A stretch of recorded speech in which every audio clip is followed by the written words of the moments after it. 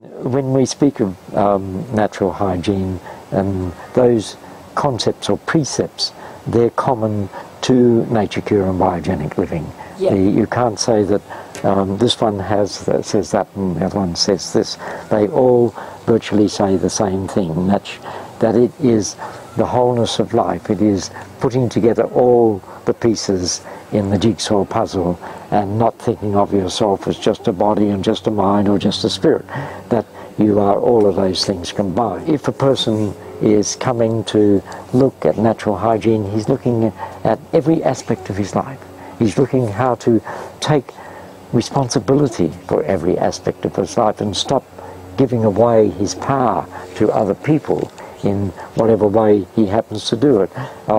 Looking to blame other people for the problems that are happening in his own life, which in actual fact are self-imposed in reality, because when it comes down to it, nobody else can exercise for it, nobody else can breathe for us, nobody else can access the sunlight for us, nobody else can eat for us, and so it goes on. Nobody else drinks for us, nobody makes those choices other than we ourselves. So we have to learn to take total responsibility for everything that's in our life, and when we do that, that is natural hygiene, and that is nature cure, and that is biogenic living. So basically all three support one another. Yes. They're based on the same... or similar principles, same or similar principles.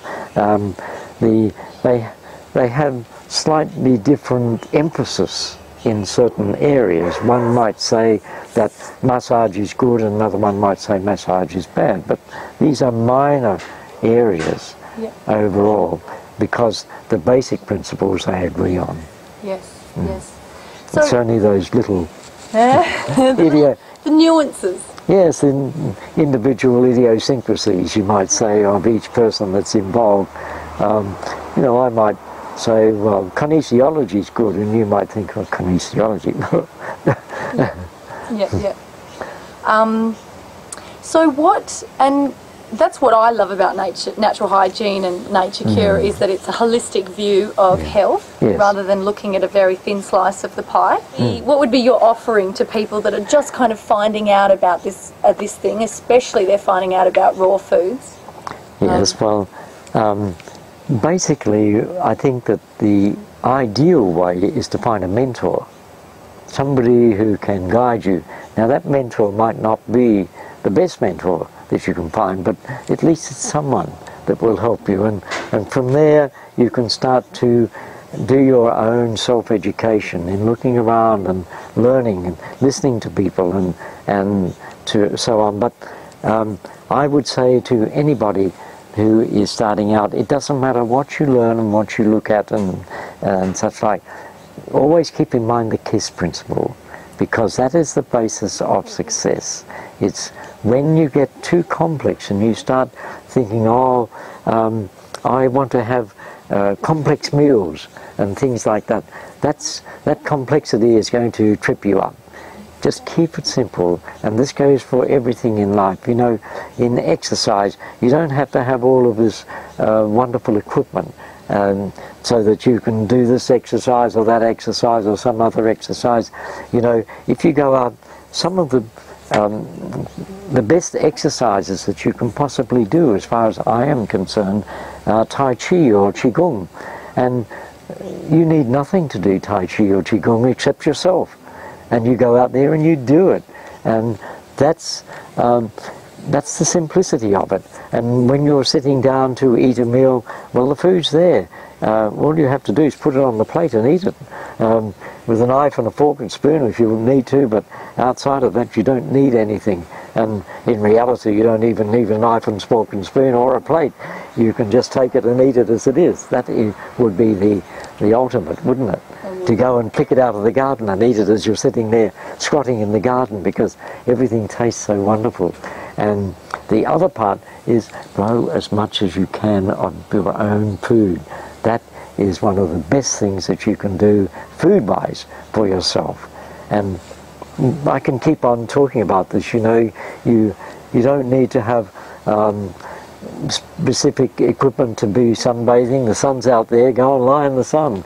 You don't need to have the with your exercise, coming back to the exercise again, you know, a good brisk walking will give you almost all the exercise that you need, as well as doing Tai Chi and Qigong. And you don't need to have any specific instructor to learn how to deep breathe, and so it goes on.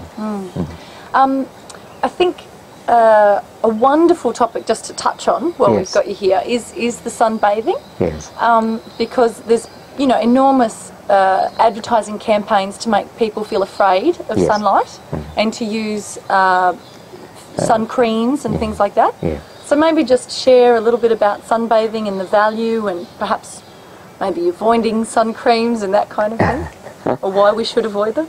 Yes, well, of course, sun creams I believe everybody should avoid, because Choice magazine has shown that sun creams can actually cause cancer, not prevent cancer. And it's not our place to tell you what to do, but I wouldn't do it overall. And the other thing to realize is that when you are living a simple natural lifestyle, as you should be living overall, then you won't have to worry nearly so much about the sun. We have had the experience of people who have been red-headed, and red-headed people cover themselves right up, you know, so as the sun can't get even on their fingertips almost. And after a few weeks at the farm, we've had them walking around naked in the sun without any problems, and benefiting a lot from being able to do that, because a big percentage of the effects that you're seeing is because of the poor lifestyle that we're living. And this, all you're seeing is the when you expose yourself to the sun, the body starts to work better, and it starts to take some of this gunk out of you through the skin, say. And so we're saying, well, that's the skin cancer, where in actual fact much of it is only the gunk that you've been putting inside yourself coming out of yourself. So when you say when we spend some time in the sun, our body starts to work better. Yes. Why is that? What's actually happening when we spend time in the sun that makes our body work better? Well, shall we say I must use the common terminology of today, because this is what people understand, but it's much more complex than that. And the common terminology is you're getting the vitamin D, which is being produced by the exposure of your skin as the sun beats on it, or is your skin is exposed to the sun, and this produces vitamin D. It doesn't cost you anything. And so that's another part of the keep it simple stupid, which why waste your money buying vitamin D tablets, which won't do you any good anyway, or won't do you very much good, because that's not the way your body works overall. Yep. So, and I mean, you've spent years and years on your farm, and I've been there and watched how many hours a day you're out in the sun without a hat. And maybe you could just share that with people, you know, your time spent on the farm and how many hours a day you're in the sun, and how healthy you are, no skin cancers or anything like that to speak of. Well, to beat my own drum virtually, Go ahead. On an average, you might say that if we took it over the whole week, I would spend an average of at least 2 hours a day, daily, but on certain days of at least somewhere about 5 days a week, isn't it? That I would spend 4 hours, at least 4 hours in the sunlight. And this is realizing that I'm not lying in the sun, I'm not sun baking. I'm actually moving around all of the time in a natural environment and doing things, and I can be out there. And no, I don't suffer from skin cancers. I've never had that problem, and I don't have any fear of having that problem overall, because I don't live the lifestyle I feel that will bring about that as a result of being too long in the sun. But again, I would emphasize the fact that I'm not sunbaking. I'm not just lying still and doing nothing. And I think that's a big difference between just lying still. And the person who's just lying still in the sun has to be much more careful. So if a person was, say, having a sunbathe, because they're reading themselves about the virtues of getting a bit of sunlight on their body, if they were just starting off and they were just starting to perhaps change their diet, what would you recommend is a safe exposure front and back? 5 minutes. If people started just by exposing the front and the back 5 minutes each side, and then increase it by a minute a day until they're getting at least half an hour either side. Yeah, safely. Yeah. I know myself, I mean, having Irish kind of blood or Irish descent, I know when I was a teenager and eating all sorts of junk, I would, if I was out in the sun for 10 minutes, I would burn. Yes. But in the last sort of 2 years, beginning to find out about all sorts of, you know, all this stuff, I can easily, Darren and I can easily go out and spend half an hour front and back, even in later sun, you know, like 10 or 11 a.m, and we're absolutely fine. Yeah, it's quite amazing. And then in the tropics, the sun's even more gentle, so it's, you know, but of course you don't want to overdo it. I'm a sun lover. He's very good. He gets me out. He's like, that's enough. Anyway. Yes, I'm a sun lover too. Yes, yes. So, well, just to finish that up, so how many years have you been spending that amount of time, you know, working in and out of the sun all day? I've been doing this since 1967. Wow. And that's significant amount of time. 40 odd years, isn't it? Yep. So and I miss it when I don't get it. Absolutely. Overall, and it's such a wonderful thing to me. Yep. It's the Arnold Rickley, who was the father, you might say, of sunbathing, and who is accepted even by historians as being the father of sunbathing in the medical field. He said that water is good, but sun is better. What you're illustrating is the necessity to put all the spokes in the wheel and not to be one-sided, because this is very important to realize that you can't just say that a person needs sun therapy, or they need water therapy, or they need nutritional therapy, or psychological therapy.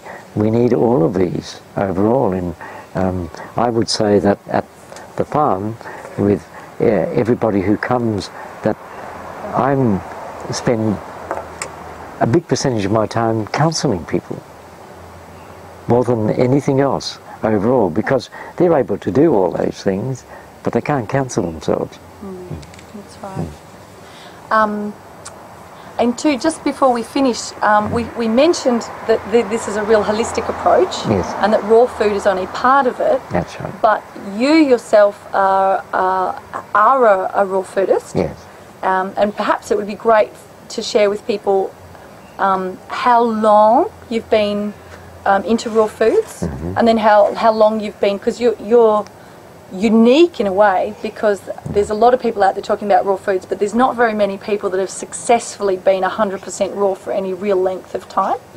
So maybe just share about that. Well, you can beat your own drum again, please. You might say that I was into raw food by 1963, but it wasn't 100% at that time, and it was 90%, at least 90% in the way that it was being applied for me.